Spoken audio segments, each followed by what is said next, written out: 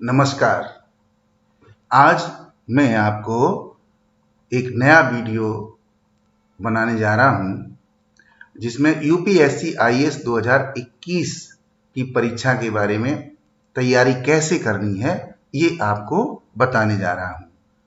तो इसे ध्यानपूर्वक आप सुनिए और इससे पहले हमारे चैनल को सब्सक्राइब कर लीजिए, लाइक कर लीजिए और शेयर जरूर कीजिए। तो सिविल सेवा परीक्षा के बारे में सबसे पहले हमें उसका ऐतिहासिक परिदृश्य जानना होगा।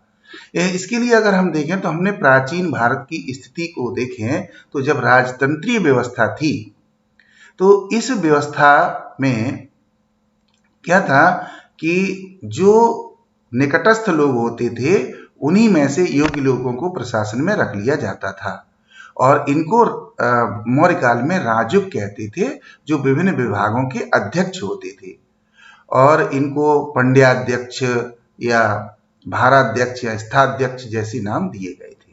मध्यकालीन भारत में हिंदुस्तान में बहुत सारे आक्रमणकारी आए और उन्होंने राज्य स्थापित किया और उन्होंने अपनी सुविधा के अनुसार प्रशासन में लोगों को रखा और वहां पर भी अगर देखा जाए तो अमीरों की, सरदारों की और उलेमाओं की महत्वपूर्ण भूमिका होती थी। यद्यपि इस काल में कुछ सुल्तानों ने कोशिश की कि योग्यता के आधार पर भर्ती की जाए। मध्यकाल के दूसरे चरण में अगर हम देखें तो मुगल काल में कुछ परिवर्तन आया और जो निकटस्थ लोग थे उनके अलावा भी जो योग्य लोग थे उन्हें भी शासन में शामिल किया गया। अगर देखा जाए तो अकबर ने बहुत से लोगों को जो विभिन्न क्षेत्रों में विशेषज्ञ थे उनको भर्ती किया था और इसी तरीके की स्थिति लगभग चलती रही। मध्यकाल के समाप्त होते होते अगर देखा जाए तो भारत में जो हिंदू राज्य जिसको स्थापना के लिए प्रयास कर रहे थे शिवाजी, उनकी जो अष्टप्रधान थी उसमें भी ज्यादातर लोग ऐसे थे जो योग्य तो थे लेकिन बहुत करीबी लोग थे और उनके अंडर में जो लोग थे जो प्रशासनिक सेवा को चला रहे थे वे लोग योग्यता के आधार पर रखे गए थे। अब आधुनिक काल की बात आती है तो आधुनिक काल में कुछ परिवर्तन आए और स्थितियां बदली। तो आधुनिक काल में जब हिंदुस्तान में यूरोपियन लोग आए तो वो व्यापार करने के लिए आए थे, लेकिन भारत की स्थिति को देखते हुए उन्होंने राजनीतिक हस्तक्षेप शुरू कर दिया गया था और इन यूरोपीय शक्तियों में अंग्रेज सबसे बड़ी शक्ति थे। तो उन्होंने बक्सर के विद्रोह के बाद उनको उड़ीसा, बंगाल और बिहार की दीवानी मिल गई थी। दीवानी का मतलब राजस्व वसूल करने का अधिकार उन्हें मिल गया और 1773 ईस्वी में उन्होंने वैधानिक तरीके से भारत में व्यापार के साथ साथ प्रशासनिक कार्य करना भी शुरू कर दिया। उसके बाद 1784 में पिट्स इंडिया एक्ट के माध्यम से कुछ सुधार की स्थिति बनी। तो अब हमें देखना यह कि जो प्रारंभिक स्थिति थी उसके बाद क्या स्थिति बनी ब्रिटिश काल के अंदर। तो लॉर्ड कॉर्नवालिस वो व्यक्ति था जिसने कि इस ओर ध्यान दिया और उसने जिलों में राजस्व वसूल करने के लिए कलेक्टर का पद सृजन किया और बाद में जब जो कुछ विवाद के मुद्दे आते थे तो उनको भी वो सुलझाता था। 1801 में फोर्ट विलियम में प्रशासनिक सेवा के लिए प्रशिक्षण संस्थान बनाया गया और इसी समय एक इंग्लैंड में भी प्रशिक्षण संस्थान बनाया गया था जहां पर वो प्रशिक्षण प्राप्त करके आते थे और फिर भारत में आकर प्रशिक्षण प्राप्त करते थे, तब सेवाएं करते थे। 1833 ईस्वी के चार्टर एक्ट में विलियम बेंटिक के द्वारा सिविल सेवा में और सुधार किए गए। 1853 ईस्वी में इस पर विचार किया गया ईस्ट इंडिया कंपनी के द्वारा कि प्रतिस्पर्धात्मक परीक्षा के द्वारा प्रशासनिक अधिकारियों का चयन होना चाहिए। 1854 ईस्वी में लॉर्ड मैकाले की अध्यक्षता में एक समिति बनाई गई और उसे ये कहा गया कि आप एक ब्लूप्रिंट तैयार करिए कि किस तरीके से प्रतियोगी परीक्षा आयोजित की जाए और उसके आधार पर 1855 ईस्वी में सबसे पहले आईसीएस इंडियन सिविल सर्विस के नाम से प्रतियोगी परीक्षा आयोजित की गई। ये परीक्षा इंग्लैंड में कैम्ब्रिज और ऑक्सफोर्ड 2 केंद्रों पर आयोजित की गई थी और परीक्षा का माध्यम केवल अंग्रेजी रखा गया था।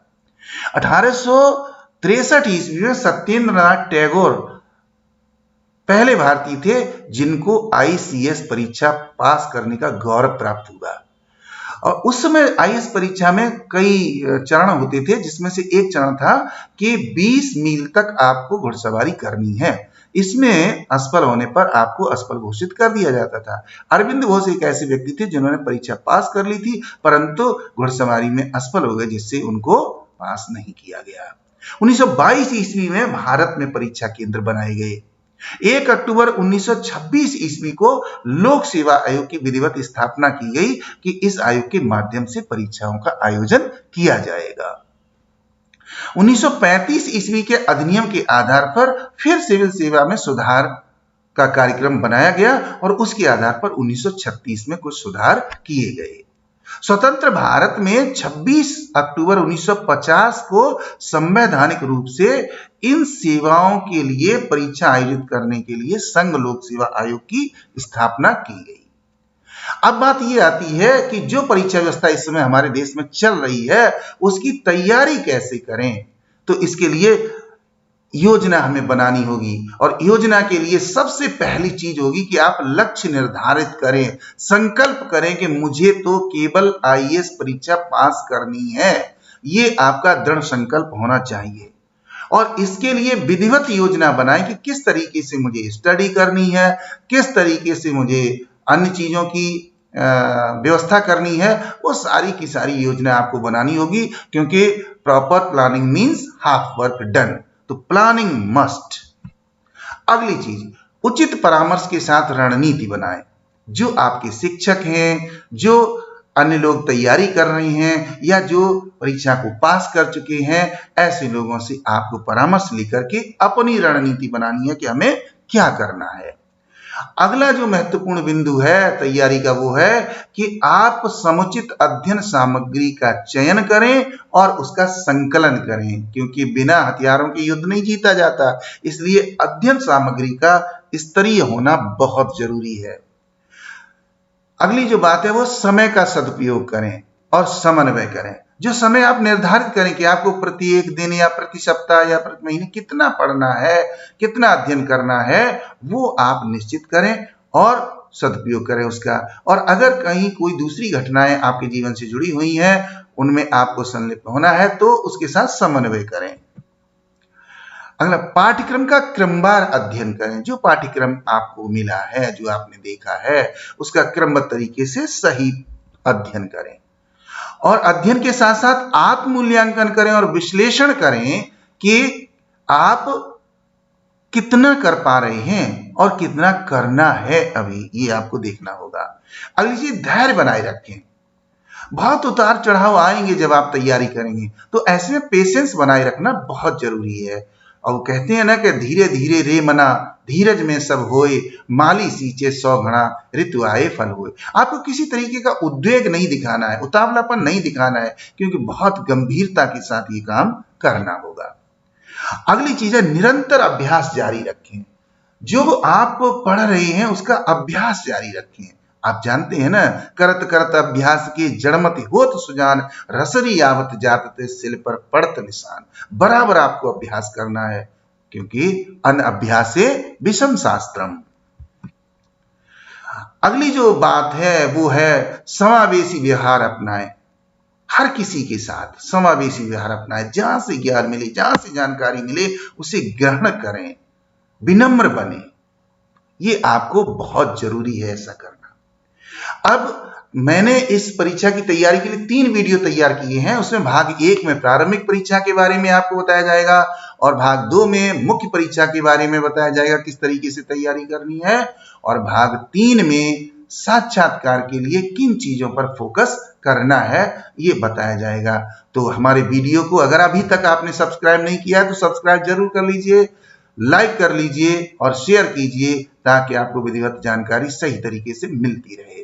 तो प्रारंभिक परीक्षा के बारे में ये माना जाता है कि पहले कदम से पहले मुकाम के लक्ष्य की तलाश आपको करनी है, कि पहला लक्ष्य आपका ये होना चाहिए कि प्री एग्जामिनेशन पास करें।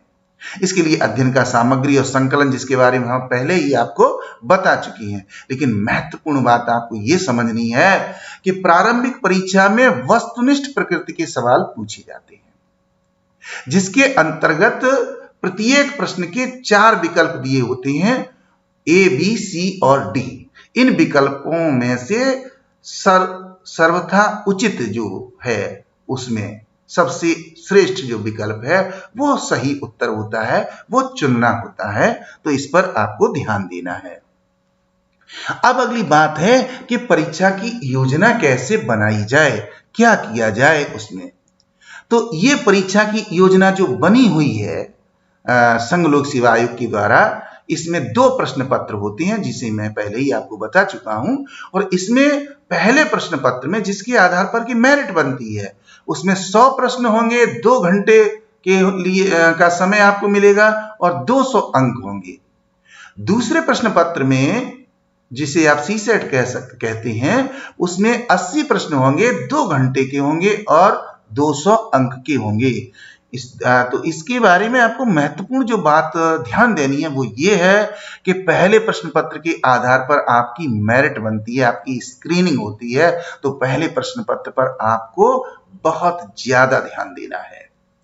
दूसरा जो प्रश्न पत्र है उसमें 33% अंक लाना आवश्यक है। इसमें केवल आपको अर्हता ग्रहण करनी है, इसके आधार पर मेरिट नहीं बनती है। इसमें 33% अंक होने चाहिए। अगली जो बात है वो है, दोनों प्रश्न पत्र वस्तुनिष्ठ प्रकार के होते हैं, किसी भी तरीके के निबंधात्मक नहीं होते। अगला प्रश्न पत्र जो है हिंदी और अंग्रेजी 2 भाषाओं में होता है, जिससे आप अच्छी तरीके से प्रश्नों को समझ सकें और उनके उत्तर दे सकें। अंतिम जो महत्वपूर्ण बात है उस पर ध्यान देना बहुत जरूरी है, क्योंकि कभी कभी हम जितना स्कोर कर नहीं पाते हैं उससे ज्यादा गलत हो जाते हैं, जिसका परिणाम हमारे पक्ष में नहीं होता है। ये आपको ध्यान देना है, वो है कि निगेटिव मार्किंग होती है। अगर आपका एक प्रश्न गलत हो गया तो उस प्रश्न के लिए जो अंक निर्धारित हैं उसमें से 1/3 अंक आपकी काट लिए जाएंगे, यानी 33% अंक आपकी कट जाएंगे जो आपने स्कोर किया है उसमें से। अब आपको ये देखना है कि ये जो प्रारंभिक परीक्षा होती है इसमें मूल्यांकन का आधार क्या है, किन बिंदुओं पर आपका परीक्षण किया जाता है, किन बिंदुओं पर आपको सफल होना है। तो उसमें देखेंगे कि पहला जो बिंदु है वो है ज्ञान। ज्ञान के आधार पर आपको सफल होना है, आपके पास इंफॉर्मेशन होनी चाहिए ज्यादा से ज्यादा। अगली चीज है, उन इंफॉर्मेशंस को अनुशासित तरीके से आप उपयोग में लाएं, जिससे कि आपके ज्यादा से ज्यादा सवाल सही हो सके। अगली बात है बौद्धिकता, इंटेलिजेंस। आपने जो ज्ञानार्जन किया है उससे कितनी इंटेलिजेंस आपकी बढ़ी है, इससे संबंधित सवाल आपसे पूछे जाएंगे, जिसमें आपकी बौद्धिकता का परीक्षण किया जा सके।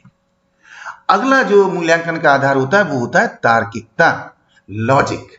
यानी कि जो प्रश्न दिया गया है उसमें कुछ ऐसे प्रश्न होंगे जो लॉजिक पर आधारित होंगे। आपने जो ज्ञान अर्जन किया है उसमें आपने क्या लॉजिक अपनाया, आपकी सोच क्या है, आप किधर जा रहे हैं, आपकी पावर क्या है, लॉजिक पावर क्या है, वो देखा जाएगा। अगली बात है विषय निष्ठता। जो विषय आपने पढ़ा है उसकी सब्जेक्टिविटी देखी जाएगी कि कितना गहराई से आपने पढ़ा है। ऐसा तो नहीं केवल ऊपर ऊपर अध्ययन किया है, तो उसकी गहराई से संबंधित प्रश्न होंगे जो लीक से हटकर होती है प्रायः।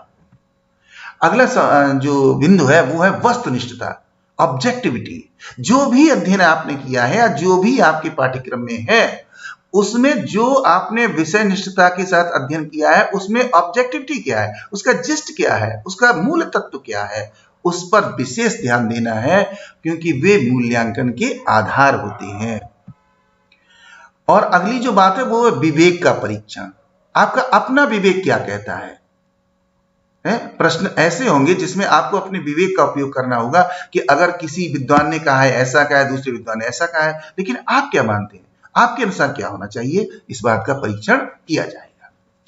अब हम बात करते हैं कि पहले प्रश्न पत्र का आपका पाठ्यक्रम क्या होगा। पाठ्यक्रम के बारे में आपको बताते हैं। तो इसमें आपका पहला टॉपिक होगा भारत का इतिहास एवं भारतीय राष्ट्रीय आंदोलन। दूसरा टॉपिक होगा भारत एवं विश्व का सामान्य भूगोल। भूगोल से संबंधित प्रश्न पूछे जाएंगे।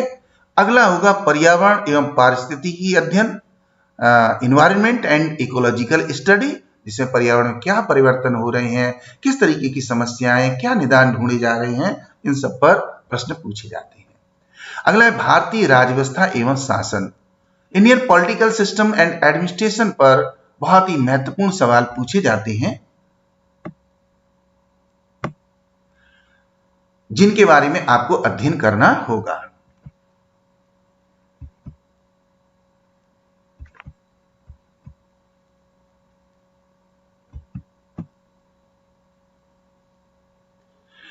अगला है भारतीय अर्थव्यवस्था, आर्थिक एवं सामाजिक विकास।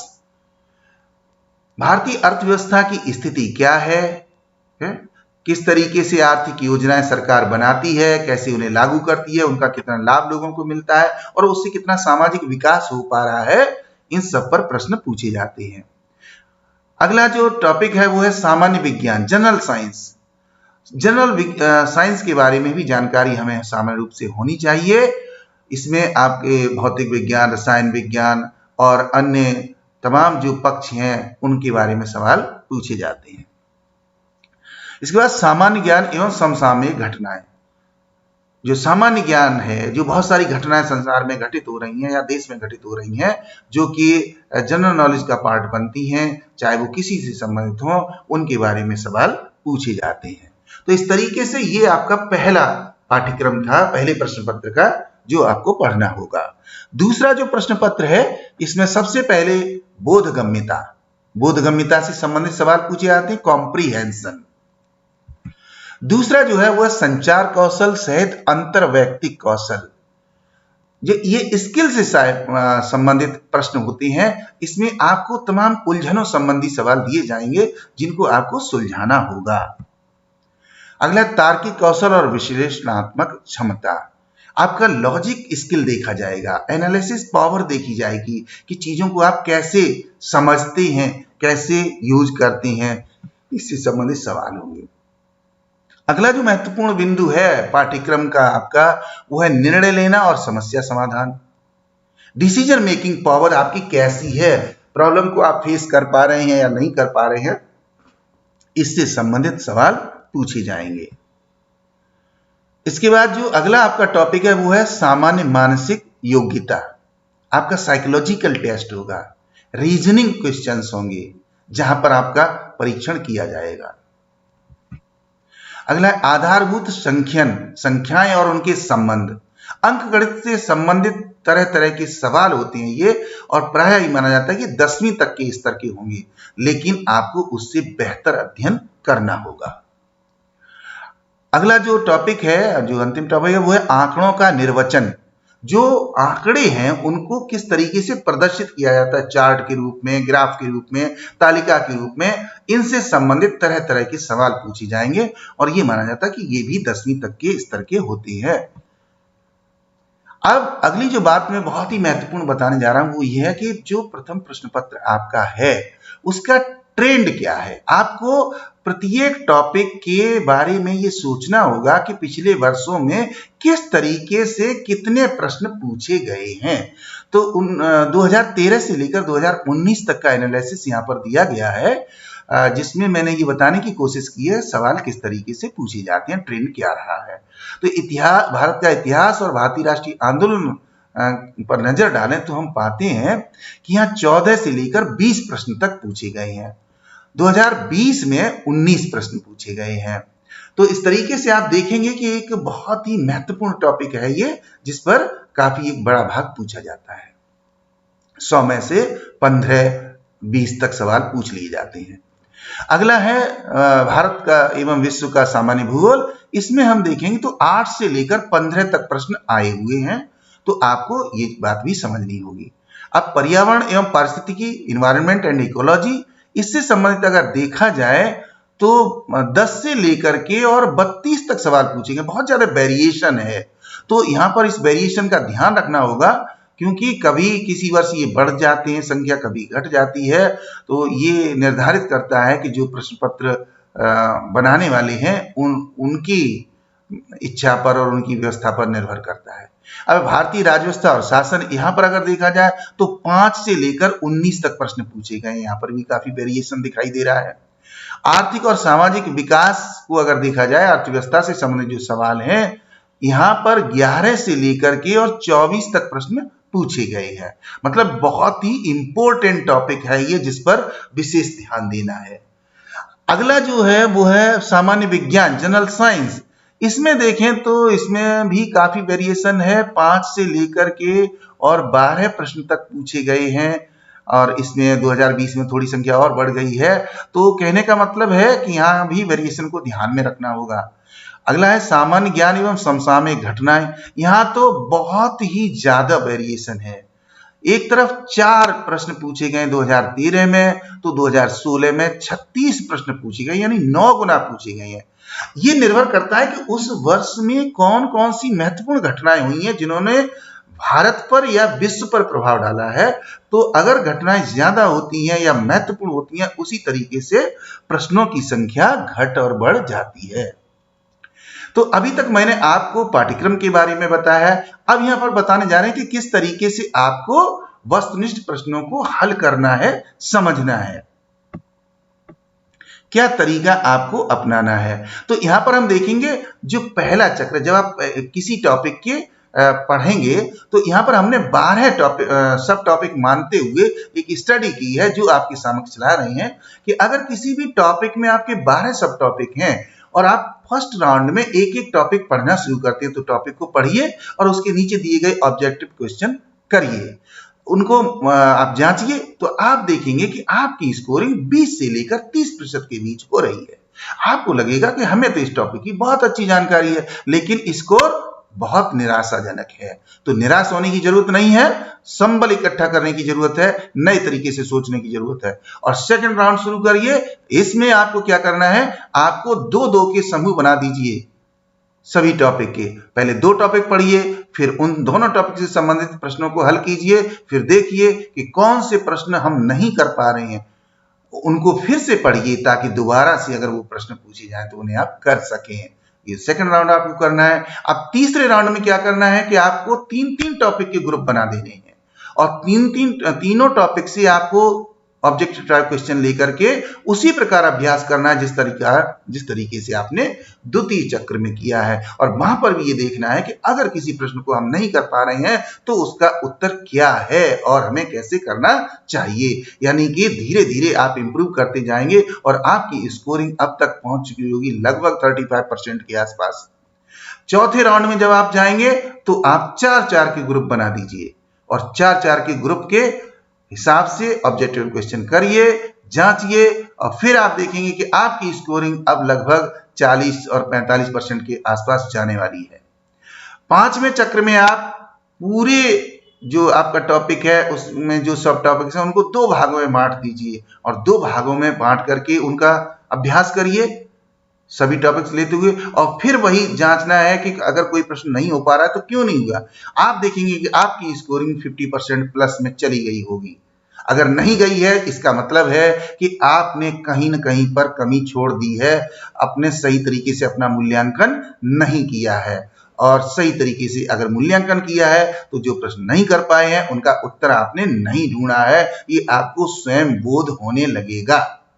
और इसके बाद आपको क्या करना है, अब 6ठे चक्र में पूरे पाठ्यक्रम को लेना है जो आपका एक टॉपिक से संबंधित है। जैसे भारतीय इतिहास से संबंधित अगर है और राष्ट्रीय आंदोलन से संबंधित है तो उसके जितने टॉपिक हैं उन सारे टॉपिक को एक साथ लेना है। और फिर आप देखेंगे कि आपकी स्कोरिंग लगभग 60% के आसपास पहुंच चुकी होगी।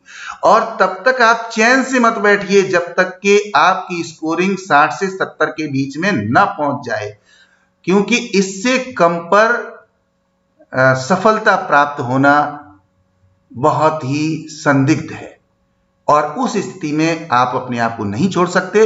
इसलिए निरंतर अभ्यास करते रहें, मूल्यांकन करते रहें और एनालिसिस करते रहें कि कहां पर आपको दिक्कत हो रही है। तो इस तरीके से आपको अभ्यास जारी रखना है, बराबर जारी रखना है।